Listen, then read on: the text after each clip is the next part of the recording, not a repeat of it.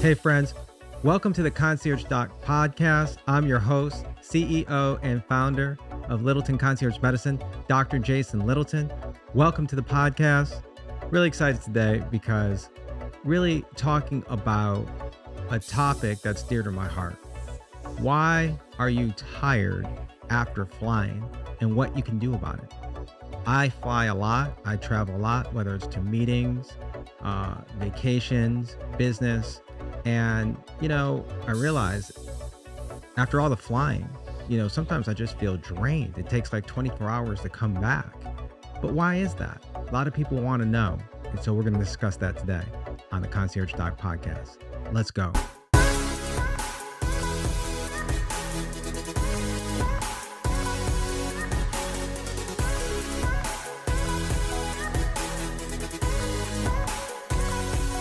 Before we get going, I want to read my disclaimer to make my compliance team happy.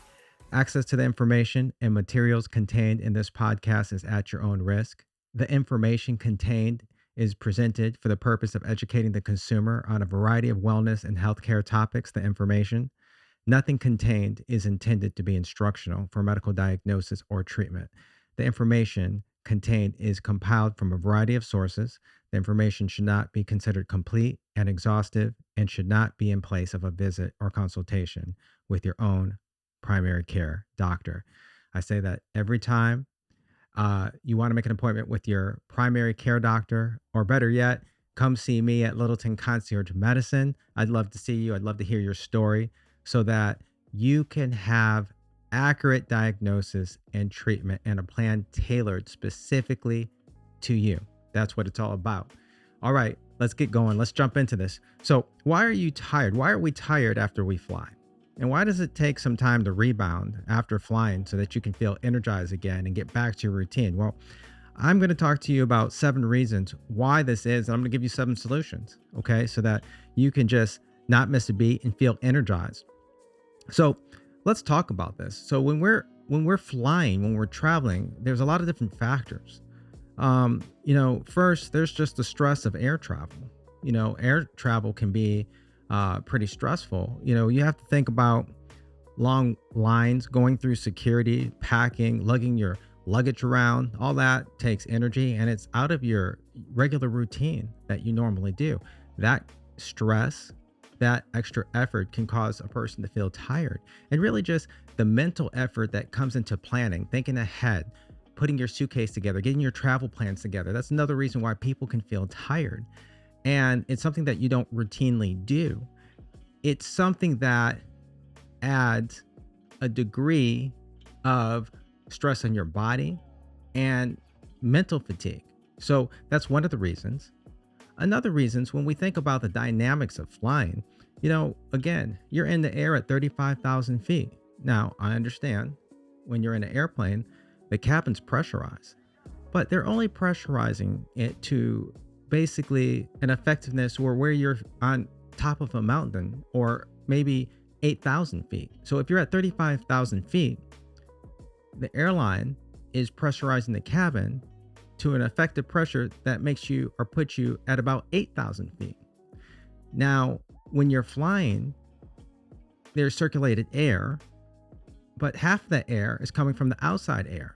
And that outside air has less oxygen in it because you're at, a higher altitude. At higher altitude, less oxygen means that your body's breathing in less oxygen. Oxygen is required for cellular energy. So if you're getting less oxygen that you're breathing in, you're going to have less energy. And that's one of the reasons why people feel tired.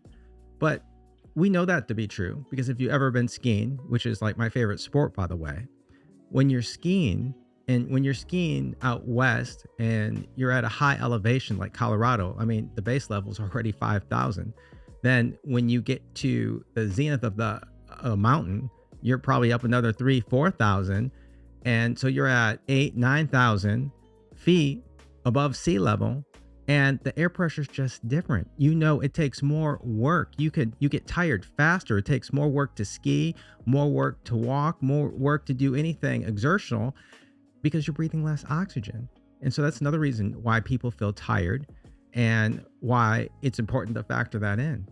But not just that, let's talk about another aspect of flying: humidity. The humidity is different. So when you're flying, the humidity can be as low as 1 to 2%. Now, humidity is basically water molecules in the air. There's less of them. So when you're at sea level, you could potentially be at a humidity of 40 to 50%. That's a big adjustment. That's a big change. That change alone is something that your body has to adjust to, and that takes energy. But let's think about it. When you're flying and you're at a humidity of 1 to 2% at 35,000 feet, basically that air is sucking water from your body into the environment. So you're losing air. So there's a higher chance of being dehydrated. Look, at sea level, we know that approximately 75% of Americans are already chronically dehydrated. And then you get in an airplane and you're at 35,000 feet and you're at a low humidity level, you're losing water to the air. So that's another reason why people can feel tired. Let's go to our next reason. So problem number 4 when it comes to losing energy when you're flying is really just the motion of the plane, the turbines itself. You're not used to that. The turbines are turning and it puts a vibrational type of rhythm that your muscles feel, your connective tissues feel, your bones feel. And that alone can cause you to feel tired. And you might not realize it, you might not notice it, but that vibration is sucking energy from you as well. Not just that, the noise, that noise effect also can affect your energy. So that's another reason why people can, feel tired. Next reason is, the pressure that your ears feel. Your ears can feel a pressure. That's why they try to adjust and you feel that air popping. And, your inner ear helps you to have a sense of balance and position, along with seeing and feeling. Your inner ear plays a big part in that. And, your ears will try to adjust. When you pop your ears, they're trying to adjust. But if a person is under the weather, they have a respiratory infection and there's inflammation in their inner ear canal, that adjustment may not happen as well. And so people can get a sense of displacement or even vertigo when they're flying, and that can drain a person of energy as well. So that's another reason. Dietary changes, and I think that's big. Dietary changes. When we're flying, when we're doing air travel, a lot of times the hustle and bustle of trying to get to the airport, getting on a plane, the stress of that sometimes can cause people to skip meals, not to eat in a balanced way that they're normally used to eating. Another thing that can happen is that we're more prone to get grab and go foods and to even eat more fast food when we're traveling. And that's not the best either. Foods that have higher sugar content, processed materials in them, and these things can rob our energy as well. And so that's another thing that we have to look at when we're flying. Another reason that adds to why we feel tired, why we feel fatigue after flying, during flying. And then there's the time zone change.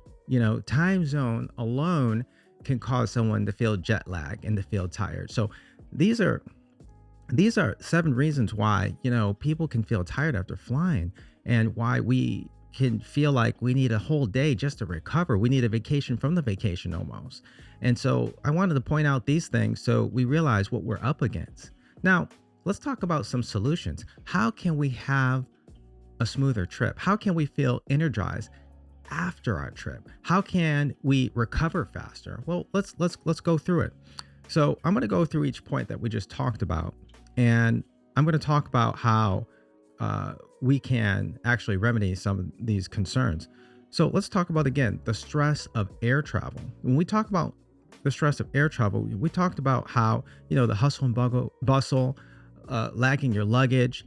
So one of the things we want to do is we want to think ahead. We want to think ahead, and we want to think about what can we do to mitigate just the stress. Maybe that is, getting TSA pre-check, getting clear, streamline that whole security process.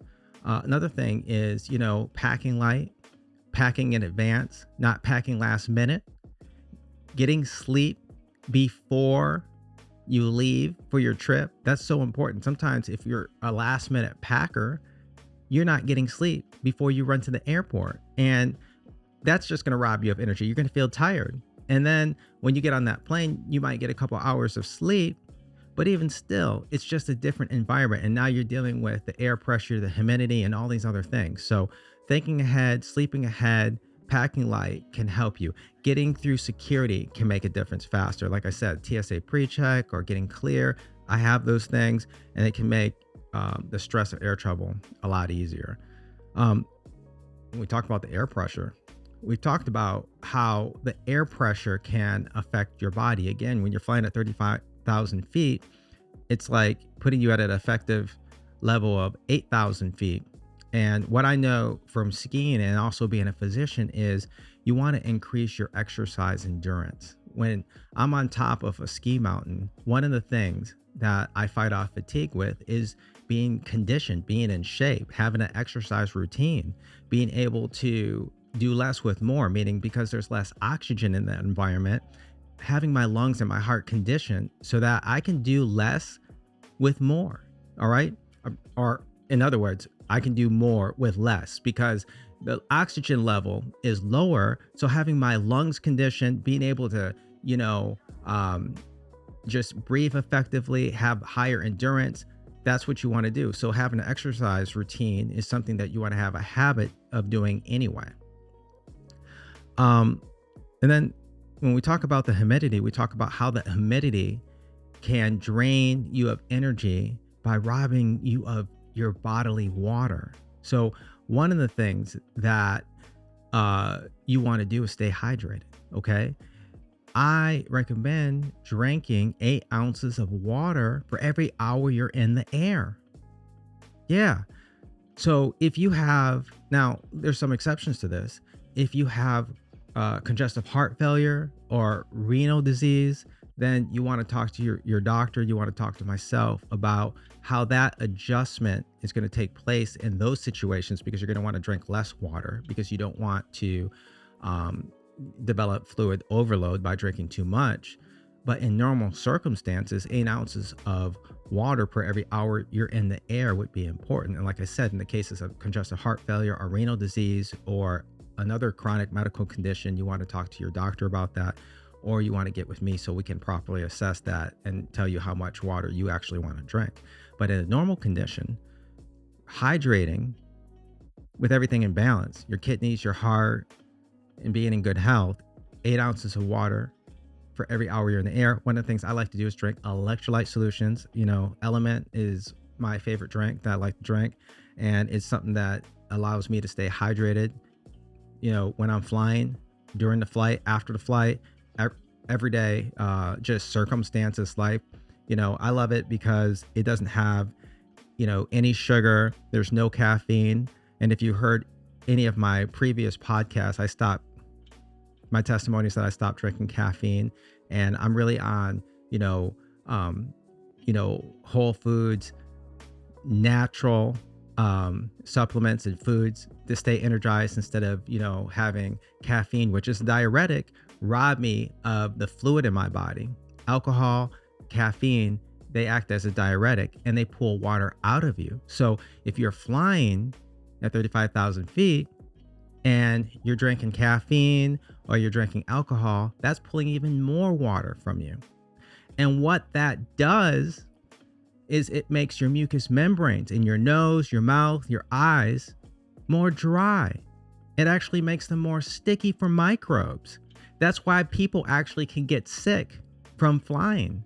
Well, they're not getting sick from flying, but when you're around other people crunched up in this tube that's in the air, people who may be sick, people who may have viruses, you're breathing in some of that air. Well, when you're dehydrated, and then on top of that, if you're drinking things like caffeinated or alcohol solutions robbing you of more water, you have a higher chance of getting sick. Microbes will stick to those mucous membranes. And this is something that robs you of energy. Illness robs you of energy. People who are in perfect health, who are doing well, who are exercising, eating appropriately, they're going to have energy. It makes a huge difference. But what's the takeaway from this point? You want to stay hydrated. I recommend electrolyte solutions. If you're not drinking electrolyte solutions, drink water. In a normal circumstance, 8 ounces per every hour in the air. Again, this is one of the reasons why I just like to have like advanced hydration. I like these new element drinks, and take a sip right now. They're so good in so many different flavors. I love an easy way to stay hydrated. And this particular brand, it's their sparkling water version, and I love that a lot. So remember that, you want to stay hydrated in the air. Now, let's talk about the other point we talked about, the motion of the turbines. There's not a lot you can do about that because you're flying. You want to keep those turbines moving. But one of the things that you can do is, some airlines, the seats aren't very cushioned. All right. It's really a hard surface. So you're going to feel the vibration more versus other airlines. They're going to have more cushioning. If you are on airlines that has a first class, they usually have a wider seat. The seats are usually more cushioned. That can make a difference. You can bring a cushion to make a difference, to kind of buffer the vibrations that you feel. But it is kind of hard to get away from the vibrations of the turbines, the motion of the plane. But those are some of the things that you can do. And make sure you're getting up and walking, because when you're in a seated position for 2 hours or more, normally, unless you're used to that because of your occupation, normally we're dynamic, we're moving around. And when it's safe to move around a plane, you want to see if, when the seatbelt sign is off, you want to just stretch your legs, maybe walk to the bathroom, so that you can, just keep that blood flowing and just, get out of that static position that you're in for the time being while you're in the air. Let's talk about, the pressure that people feel in the air, just from the pressure changes. One of the things you can do is, you can take a decongestant. You can pop your ears. These things can help with the pressure changes, that body adjustment that your ears are making when you're flying. That's something that can make a difference. As far as dietary changes, that is the other thing that we were talking about as a problem that can rob you of energy, just because your diet can change when you're on the go. You want to think ahead. You want to plan what you're eating. You want to make sure that you bring low sugar items. You want to make sure that you avoid fast foods, grab and go. You want to, like my other point that we talked about, you want to bring water with you, or an electrolyte solution just like this, like the element. And you just want to think through your schedule. You want to make sure that you are eating healthy. Again, low sugar, no fast food, think ahead, and definitely eat. When you're rushing to the airport, when you're on the go, sometimes we don't eat, and that's a problem. When we don't eat, we end up eating more later. When we don't eat, now the temptation to grab something sugary later because your blood sugar got low, it's a higher temptation at this point. And now that's going to rob you of energy because you're putting more sugar into your body when normally you're not used to eating that. So that's something that you want to think about, okay? Make sure that you're not skipping meals. Keep your blood sugar even killed. My favorite snack that I talk about a lot are like, blueberries and almonds. If you can bring some dried blueberries, some almonds, pack some blueberries with you, take the almonds with you. You could have that throughout the day to keep your blood sugar even killed, to keep you energized, to keep you feeling well. And then let's talk about the time zone changes. That was one of the problems that I talked to you about that can rob your energy. If you're going to a place that's 5 hours ahead of you, well, the locals are going to sleep when you're feeling up and ready to go and do some sightseeing tour. So what you might want to do on that first day is adjust by going to sleep when the locals go to sleep, so that you can adjust to the time zone.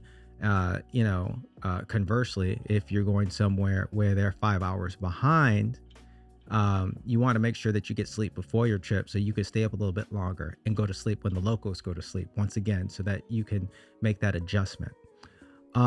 one of the things, I just want to circle back to, and I talked about this when I talked about the humidity and, being at 35,000 feet and, the environment just taking water away from your body, drying your mucous membranes, making the mucous membranes stickier so that that's the situation where microbes can effectively stick, to the mucous membranes, your nose, and potentially get you sick. One of the things you want to do, and I want to add this as a bonus, is you can bring a saline nasal solution to keep them nice and moist.